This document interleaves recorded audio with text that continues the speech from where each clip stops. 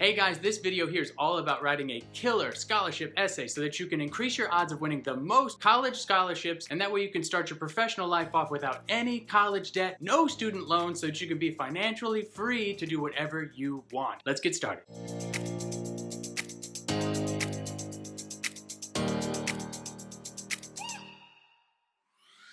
Hey guys, I'm Thomas Knapp and I'm here with Financial Freedom. Again, our mission here is to empower teens and young adults in order to pay for college, build wealth, and also manage your money. I want to draw your attention down to the timeline here because we have timestamps in this video. What does that mean? You can skip to the parts that are the most relevant to you and totally skip the parts that you don't care about or that you may already know about. And also in the description, there's basically a table of contents of the same thing. So check that out, skip the parts of the video that you already know, and jump right into the content that matters most to you. Now, when we're writing a scholarship essay, there's some stuff that we need to do before we even begin. So the first thing you're going to want to do is prepare yourself to go through 3 drafts of this essay. The first draft is basically just a brain dump. Just get all your ideas out there on paper. Don't worry about spelling, grammar, editing. Don't do any of that. Just get the ideas out of your head and onto the paper. Once all that's on the paper, you're going to look at the big picture stuff and start to organize things. So put ideas that are part of the same content, put those together, put those as paragraphs, get your stuff in the order and organize how the total essay is going to look when it's all done. And finally, the third edit is basically going to be where you're really proofreading and editing, looking at grammar, looking at spelling, making sure that you haven't made any mistakes like that. And sometimes when we're editing, our brain actually fixes mistakes like spelling mistakes, or if we use the wrong word, we fix it in our mind while we're reading it. So sometimes it's helpful to actually start with the last paragraph and work backwards through your essay instead of going forwards. And that way your brain sort of is having to pay attention to each sentence, to each word, instead of reading through it like you would be talking and telling someone, because then you might fix some of the errors on your own. Also, it helps to have other people read your papers, especially a teacher, somebody that has really good English skills. Also, when you're having somebody else edit your essay, ask them if they find it interesting. Like, beyond spelling and grammar, be like, did you find it interesting? Was this engaging to you? Because if they're like, hey, yeah, everything was spelled right, it was just boring, then you might want to go back and relook at it. And feel free to use different software like Grammarly, or make sure you're using spell check, those kinds of software programs to assist you with the editing process. Another time-saving tip with the planning part of it is to pre-plan by looking at multiple scholarships you intend to apply for, and then seeing if any of them have similar essay topics. So that way you can kind of group these into one essay. If they're almost the same or they are the same, then you can just write one really awesome essay and submit it for all of them. There are times where you're going to need to go back and tweak it and specifically adjust things to the prompt of that particular essay. Sometimes it's literally the same question, so you can just submit the same thing more than once, but if you plan ahead, you can put all that together. Another tip for pre-planning is to look into the actual organization or family that is offering the scholarship. What do I mean by that? If a scholarship is being offered by a business, they might have different values than, say, if it was a foundation for a family. Maybe there was a specific family member that the scholarship was named after. Do a little research, find out what this family finds important or what's valuable to them, and you can kind of add this stuff in to the essay to appeal to your audience. And last, before we even begin writing the essay, you want to think about your story, crafting your story. You don't want to repeat things that they already can tell from your transcript, or if you had to submit a resume, other details that you've already told them in other places in the scholarship application. You don't need to repeat them. And an essay isn't just a list of your accomplishments. You need to turn it into a story, something that's engaging so that they want to read more. Tell them something that's unique to you. And the next thing that we want to do before we even start the essay, here's just a few general writing tips that will help you write a great essay.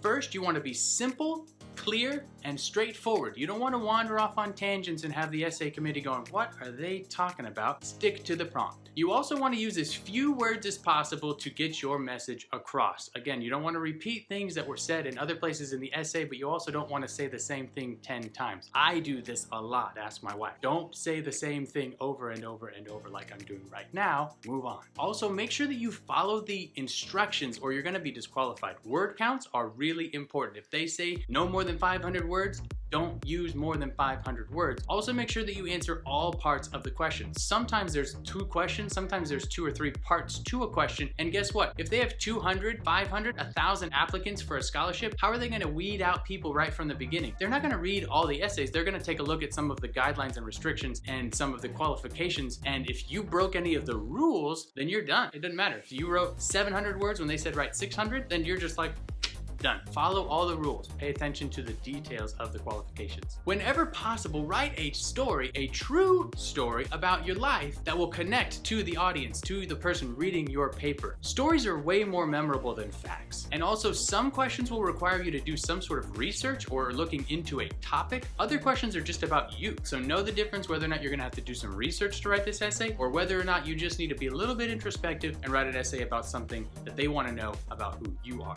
And think like the judge. If you were a judge judging this scholarship from someone else, what would you wanna read in this essay that would make you think, oh, I wanna give this person some money? And what would be some things that if you read them, you would be either bored, or you might be like, nope, we're not giving this guy any money. So think about that. Somebody is reading this and they're gonna decide whether or not to give you money. Put in what matters, leave out what you think they wouldn't care about. Now into actually writing the essay itself. Tip number 1 is start early. You don't want to be trying to go through 3 drafts writing an essay the night before something's due. I can guarantee you your essay will be better if you took the time to go through a couple rounds of edits and revisions and had somebody else read it. Just take your time, start early. You also want to begin your essay with a hook, something that grabs their attention the first 2-3 sentences. All right, if you don't do that, you may have already lost them for the rest of the essay. It can be an anecdote, it can be a question, just something that gets their attention right away. You have got to start the essays off strong, interesting, and sophisticated. These judges are sometimes reading thousands of essays, so you don't want to bore them in the first 3 sentences. You've got to get their attention. Now you need to explain why the intro, why the hook, why does that matter to you? What makes that special about you, and how can you solve a problem or address what they're talking about in the prompt now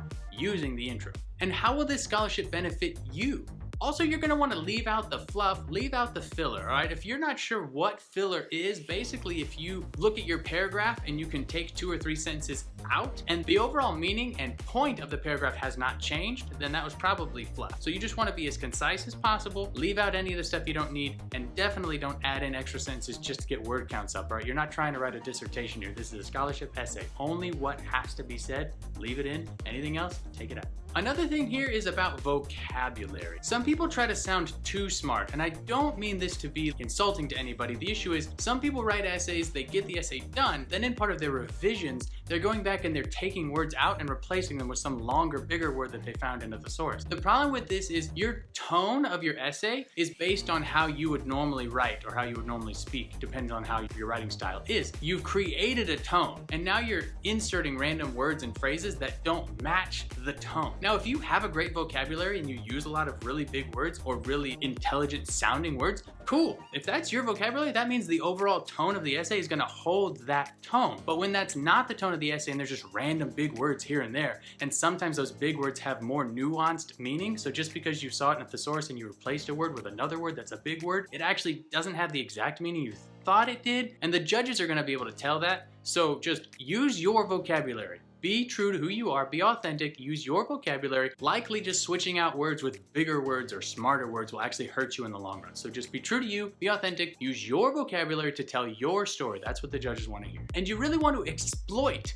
your accomplishments, all right? This is your time to brag on yourself. Really take everything that you've done up a notch. This isn't the time to get shy. This isn't the time to get super humble, all right? Now be a humble person, because the posture in which you present your accomplishments, that tone can be felt by the judges. So don't shy away from sharing your accomplishments, but don't be arrogant in how you present it. For example, you're not gonna wanna say, I was first chair in band because I was better than everyone else, or I was first chair because I was the best. Instead say, through hard work and dedication, I really was able to practice and improve my abilities so that I finally was able to achieve my goal of becoming first chair in the band. One sounds proud and arrogant, while the other one sounds more like you understand the value of hard work and about goal setting, properties that are gonna benefit you, as opposed to just saying, hey, I'm really good at this. Also, hardship stories are typically things to include in an essay. You want to make sure that your hardship story ends with a high, not a low. What kind of things did you learn? How did you grow? Maybe you're a better person because of an experience that was challenging that you had to go through. Use these stories well. You don't want to make your judges sad.